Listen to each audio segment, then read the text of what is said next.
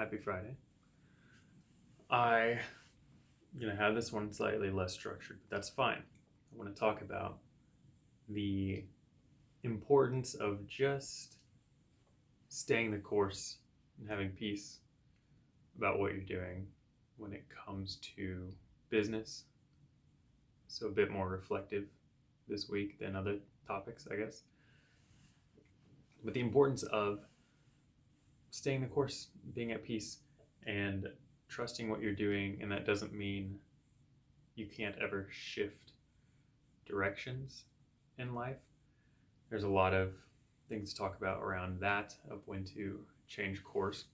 I think there are a lot of good principles there.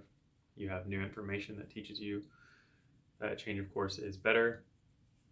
You've identified any potential weaknesses coming out that make you want to change course, and you're not just substituting your change or substituting the current route for a change that's more comfortable. But being able to just trust what you're doing. One of the things that I bring up a lot in business consulting with people is the question of whether or not they want to retire in this field or if they want to do it long term. And most people with work want to do it long term if they're running a business that they like. Some people, the whole mindset is to build it and sell it. But a lot of people in my field, they do the work because they like the work and they want to do it for a long time. And so whether I'm working with students or working with newer therapists, and there's a stress or a tension to be very successful or to build their business very quickly, one of the things that I'll focus on is their longevity and the career. This happens a lot with boundary setting and work-life balance, and I think it's totally fine to have a lot of space for working 50, 60, 70, 80-hour weeks at times if you need to. But for people who want to do this work long term, you just have to find a process that works for you and trust that it'll work. So find people you trust, find systems that you trust. There are a lot of things that I do for my business, and I just trust what I'm doing to work long term. And it has so far, and I'm not even what I would consider anywhere close to long term yet. So for some people, it's literally just a question of, are you okay with this taking 1 to 2 years? And I'm often surprised how many people the answer is no.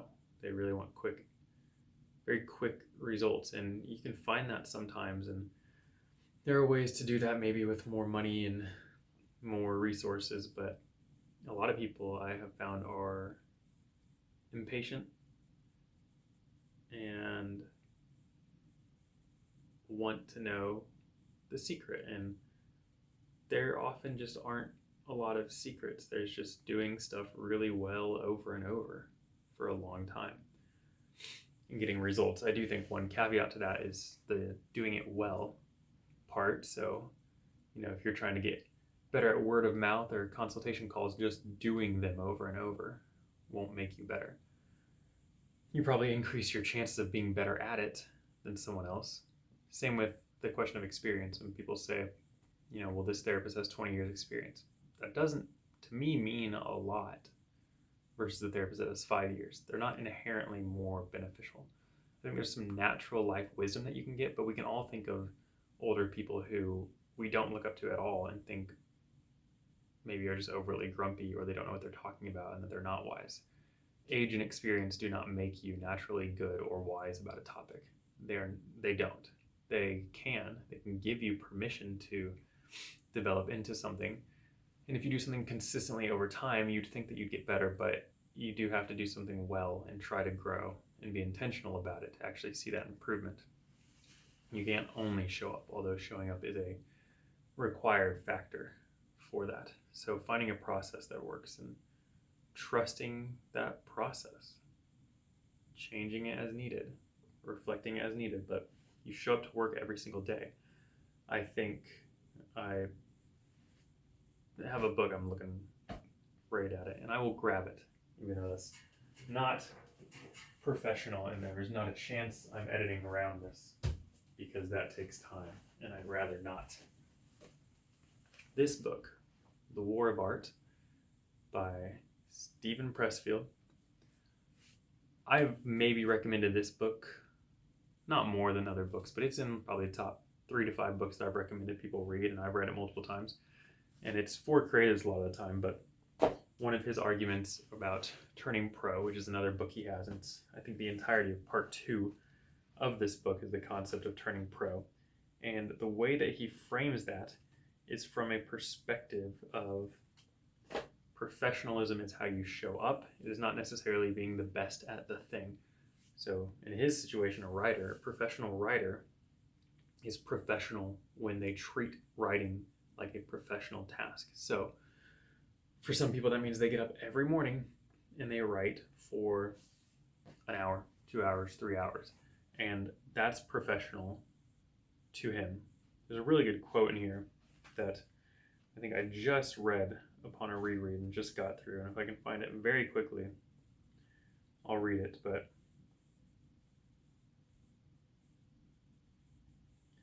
so, yeah, very short. But listen to this. This is, and his chapters are titled very brief sections, and this is called A Professional. Someone once asked Somerset Maugham, I hope I said that right, if he wrote on a schedule or only when struck by inspiration.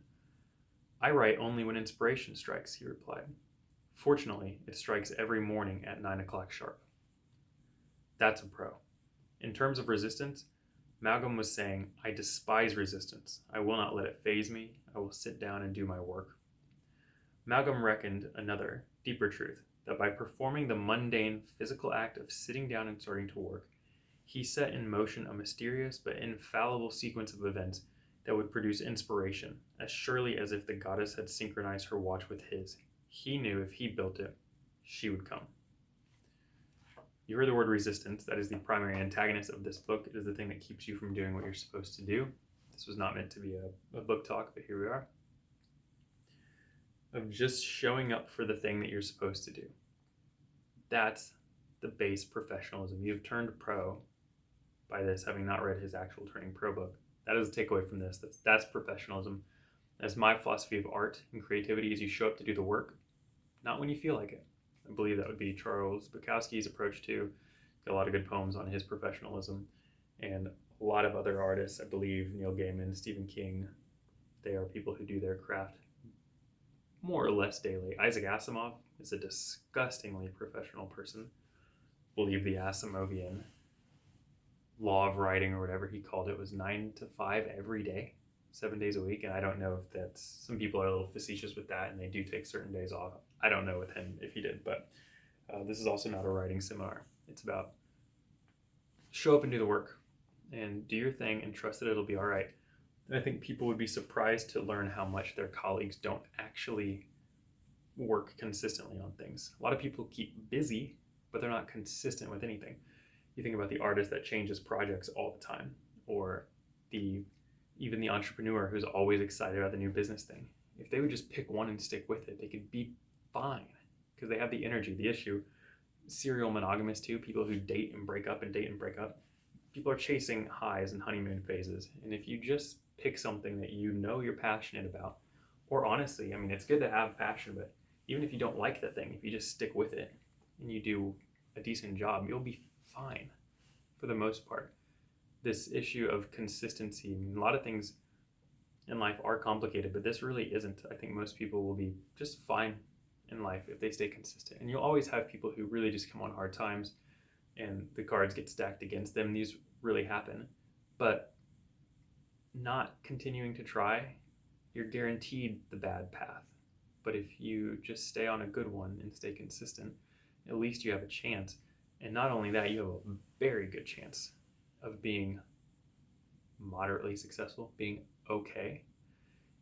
And if you do okay to well, then you're in a position to help the people who are just on hard times, not the people who are constantly trying to pull and drain resources from people. And it's not a commentary about any type of person. It is just there are certain people who they mooch, and that's the thing that they do. I'm talking about people who really fall on hard times despite being hard workers. These are the people who actually do make well over 6 figures, maybe even $200,000, $300,000, but they have tons of medical needs. They can't even pay bills. It's not their fault. This also includes people who make 40,000 and maybe they have a lot of kids and they have all their cars break down at the same time and they have the loss of a loved one and a bunch of stuff just hits all at once, or there's someone loses their job and they weren't doing anything wrong. And if everyone around you is just staying the course and doing the work that they need to, then they can help and they can be in that position to assist. So this is encouragement to just relax and find the thing that you're doing, do it well, and stay the course. If you're going to shift courses, make sure you're very wise about it and that you consult a lot of people, including your own bank account and your own mental health for that matter, about whether this change is actually good. But I think if more people would do that, there'd be a lot less people freaking out about the short term. And if we could get a little bit longer perspectives when it comes to time and how we manage it, of just knowing I'm willing to work hard for 2 years for an outcome. But most people want things tomorrow and whatever. So I hope so, but that's traditionally not the proven route. So stay the course, be at peace with what you're doing, relax, trust the process, and don't deny good and healthy help and input when it presents itself to you. So that's it for today. I appreciate anyone listening in slightly weirder video and following through. You made it all the way through. Feel free to reach out if you're interested in any type of business coaching, business consulting. I love it. I enjoy working with anyone from the startup phase of a business to their 6-figure mark. That's my sweet spot, especially if you're running any type of private practice type business. I love it. So reach out, chat with me in the comments, shoot me an email, whatever it looks like. And you can find links to my Instagram. I'm going to link my Quora now for the first time because I love talking to people on that website. And again, I think I said this last time, the channel is tiny. So pretty unlimited access to me in the comment section if you want it. Just saying. So yeah, enjoy your Friday, enjoy your weekend, and thanks for listening. Bye, y'all.